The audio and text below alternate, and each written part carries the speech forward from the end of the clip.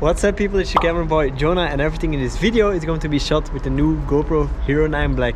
Now as a vlogger you are talking to your audience, you're actually just chilling, having a chat, so of course the audio is a big part of the experience. That's why I'm now going to test out a couple of different audio situations and scenarios so you guys can see how well the audio now performs. I would say that right now I'm in a medium normal situation, a little bit windy but nothing too crazy. Here I'm at a good spot. The wall in front of me is kind of blocking the wind. We have some cars over there, so I'm curious how the audio is in this scenario. And this is the same spot with the audio from the back, because obviously with a GoPro you oftentimes will want to do some POV stuff, so this is how it sounds when you're behind the camera. This is a very cool spot, by the way, in my city here in Ghent. As you can see, there you have this like old crane next to the river. There they're actually making new buildings, and there a lot of people can do their art, their graffiti. Now I want to do a test where there's a lot more wind, actually a lot of wind. And I just passed this building here, I saw this ladder, so it's probably gonna be pretty awesome to test it out up there on the roof. Not going to lie, it was a little bit scary climbing this. And actually now that I want to test out the audio with a lot of wind, the wind is gone for some reason. There's no wind here. Pretty cool, actually nice and sunny. Might get a little tan here, and I'll see you on the next spot with hopefully more wind. Okay, so right now I'm in the old part of my city, Ghent. I'm on this cool bridge here with a very nice view, but it's very windy here. So that's a good test now to see how the new GoPro handles the wind noise. I'll turn around a little bit so you guys can hear the noise when the wind comes from different directions. There's also a bus passing right now, so it also gives like a lot of ambient surrounding sound. So I'm curious to see myself if the audio is still usable at all. So let's go to the next spot before I kill you guys' ears. Here's the same spot when I'm recording behind the camera. Obviously a cool trick that you can do with this scenario is you can actually use your body to block the wind. So this sounds probably better than when I was recording myself. Right now I'm actually more facing the wind. Right now I'm walking behind the camera facing the wind, so I'm kind of curious to see how the audio will be now with the camera. Obviously this might be a thing that you do a lot with your GoPro being behind the camera, showing things POV style. Now the wind is actually down again. Now when we're talking about vlogging with the new GoPro, we of course have to talk about the new flip screen. It's awesome, obviously. Now I do want to mention that it's quite stuttery, like the hand movement I will show you on the screen is actually totally not fluent, but what I recommend is actually not looking at the screen. So now I'm looking at the screen. I'm not sure if you guys will notice this, but probably you notice that I'm not looking at you, which doesn't feel so personal. And now I'm looking in the lens, which is in general what you do more when you're vlogging.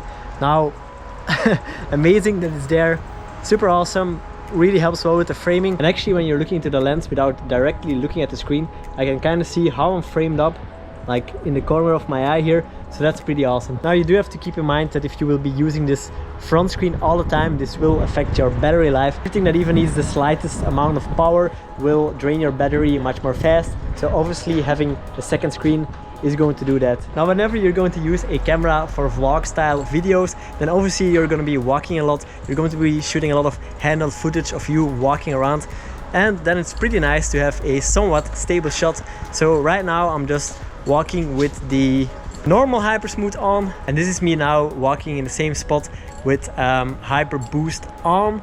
So I'm curious to see this. Obviously this will crop in a little bit. Now I don't mind this, I actually kind of prefer this look than a typical GoPro look. So yeah, I'm curious to see how this will look. Whether now, you know what, I'll actually run a little bit. That might be the best test to see how well this works. Now another mode that I'm very curious to test out is the mode that I'm in right now. So this is horizontal leveling, and if this works well, this might be one of my favorite functions, because if you're vlogging and if you're walking around, you can't really watch the screen so well, so you know your horizons might be tilted, and now this actually should make that your horizon is stable all the time. This mode also crops in a bit, so we're in a linear mode now. As I said, I kind of prefer this, to be honest, than a typical fisheye wide angle GoPro look. I'll actually tilt now the camera. Yeah, you guys can't see, but I'm actually really, yeah, you see my arm moving. I'm not joking here. I'm really moving this camera around.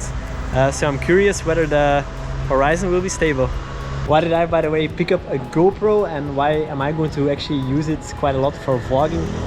So I'm in general shooting video with the Sony a7 III and the Sony a7S III that I just bought now.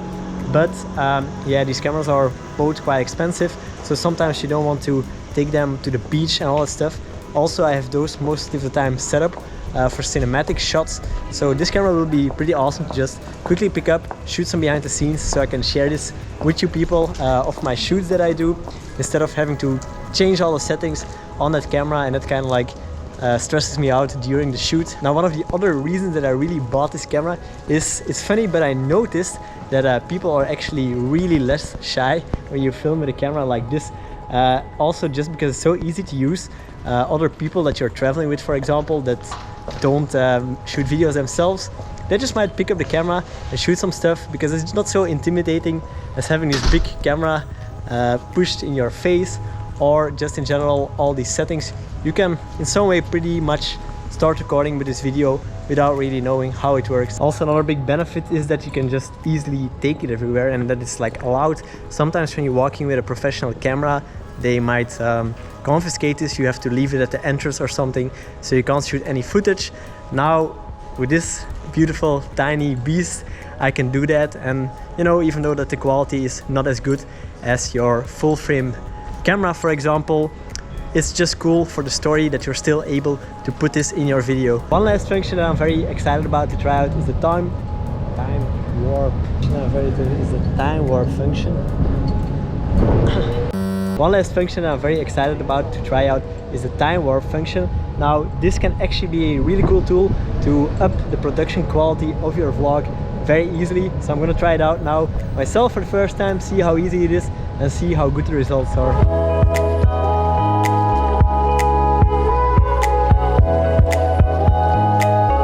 Curious how this is going to look on the computer, because on the back of the screen of the GoPro it actually looks insane. So this is for sure a super cool tool to spice up your vlogs. So far I shot the entire vlog on ISO 100 to 1600 on ISO Alto. Actually, you know, it's just easy when you can't change the settings all the time, that the camera decides it's for itself.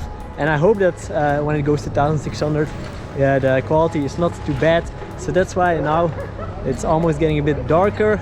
The quality might already have decreased a bit, but now, just as a test, I'm going to try out ISO 3200 so you people can see whether it's somewhat decent in low light.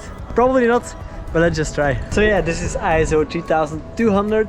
I already see on the screen that it's probably kind of not usable, so I guess 1600 is sort of the max for this camera, unless you really have to.